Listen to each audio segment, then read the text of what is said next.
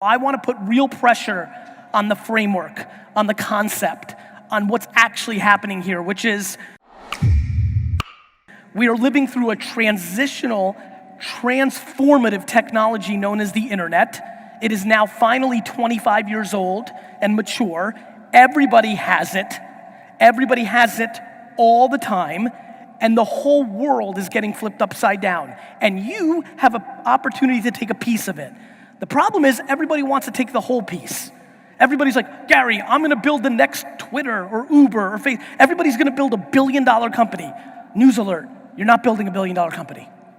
How about just building a company that you like and makes you happy? How about just doing something you like every day? Everybody's got to, right? Like, how about that? How about people in here realizing that they have a job that might pay them a little bit more than something else, but they hate it, but they're not willing to live in a more humble home or drive a more humble car, and so they have a miserable job just to pay for shit that they have to impress other people that they don't even like. How about that fucking conversation? It has never been easier, and I don't like using the word easy, but I'm gonna say it. It has never been easier to make $100,000 a year because of this. The problem is everybody thinks you have to make $1 billion, and the problem is nobody has humility to live a $100,000 lifestyle. I think we have to change the conversation in our society. Not in Southeast Asia, not in Malaysia, not in America. 7 billion people need to change the conversation of what success looks like. It is not to make $1 billion.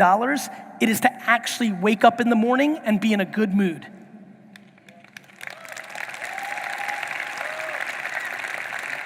And whether that is me, who loves the game of entrepreneurship so much that he goes so hard every day because he just loves what he does, or if it's somebody who only wants to work 25 hours a week because all their other passions are so interesting to them and that's what is good for them, we have to allow for everything.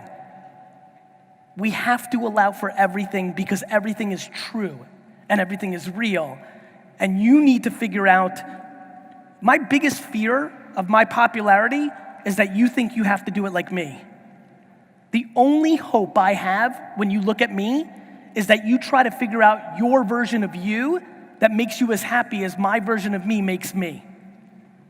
I want to remind everybody here, I'm 43 years old, which means when I loved entrepreneurship in America, nobody else did. It was not popular, only school. So I loved this thing before it was this thing. And guess what?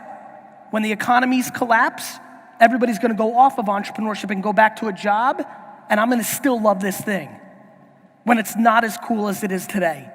When there isn't sneakers and fans, I'm gonna still like it because it's mine. I've always done it, and I always will. You need to figure out that for you. Not what your parents think, not what I think, not what the comments think, you.